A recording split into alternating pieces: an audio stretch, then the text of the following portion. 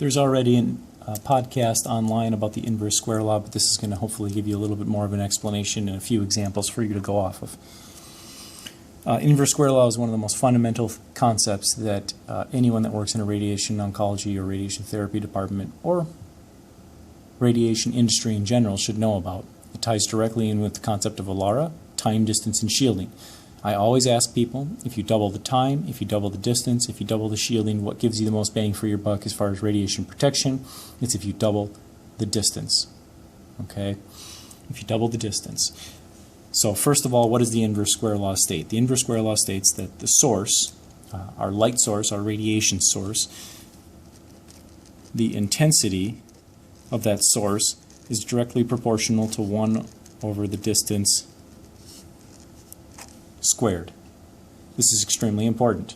For example, if I double my distance, I do not cut my intensity in half. Everybody always makes this mistake.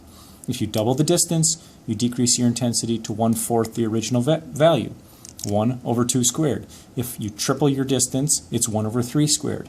So you decrease the intensity to 1/9 the original value. Anytime in radiation therapy, and we talk about inverse square law, we're always comparing two intensities. Okay? You're always comparing two intensities. Intensity 1 to intensity 2. Dose 1 to dose 2. Monitor unit 1 to monitor unit 2, etc.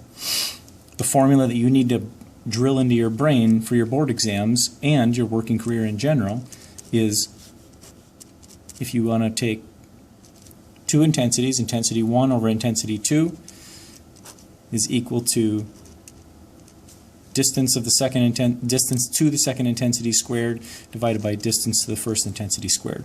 These are flip-flop because they're an inverse relationship on this side. Therefore, they're inverse relationship over here. Okay? Let's do a few examples. I have a radiation source labeled S. If I'm 100 centimeters from that source and I measure 10 units, I don't care what those units are, whether it's exposure, Rankine, Gray, rads. I measure 10 units at 100 centimeters. How many units do I measure at 110 centimeters? Let's set up the formula. Intensity 1 is 10 units. Intensity 2 we don't know. Equals distance 2 is 110. Distance 1 is 100. I do some rearranging. I can flip-flop either of these sides. Question mark divided by 10 equals 100. The centimeters squared drop out since they're both on the top and bottom. I get 100 squared over 110 squared. Question mark equals 100 over 110 squared times 10. I don't have a calculator offhand, so you guys are going to have to punch that out yourself. Do you understand how we went from the top to the bottom here? Okay. Second example. My radiation source. I am 100 centimeters from my source. I measure 20 units. I move an additional 50 centimeters away. How much do I measure at this point? Set up your equation. Intensity 1 over intensity 2.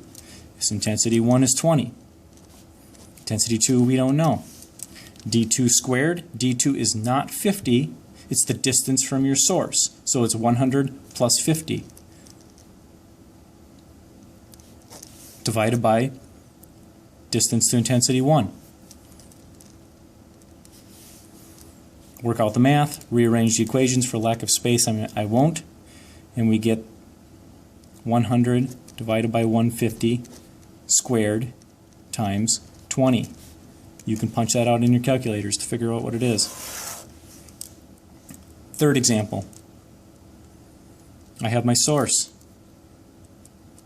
100 centimeters to my first point of measurement. 75 centimeters to my second point of measurement. Here, I'm giving you the second point of measurement. Second point of measurement is 50. What's my first intensity? Set up your ratio. I1 over I2.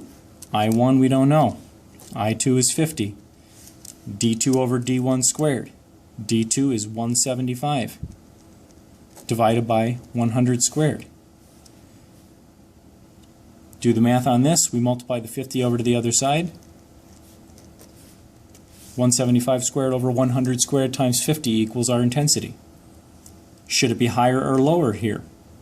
It should be higher. We're moving closer to the source. Should these be lower or higher? They should be lower. We're moving further from the source. It's less intense. Okay? Last example.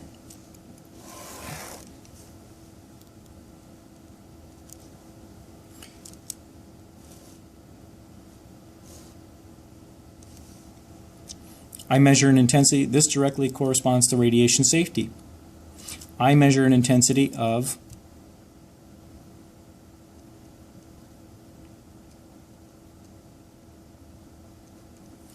100 milliroentgen per hour, 100 MR per hour at a distance of 1 meter. How far do I have to move from the source to get below 2 MR per hour? Here, I know the distance to the first measurement point. I don't know the distance to the second measurement point. Let's set up the ratio. Intensity 1. Intensity 1 is going to be 100. Intensity 2 is going to be 2. D2 is 100 plus X. D1 is 100. Now this involves a little bit of algebra. Hopefully, if you guys are in a master's level course, you know how to solve for X. I would encourage you to do this. In fact, we can post this on a discussion forum if you can't figure it out. But at this point, since I'm out of room on the paper, your last, consider it an ad hoc homework problem is going to be solve for X on the last one to figure out just how far we should be from the radiation source.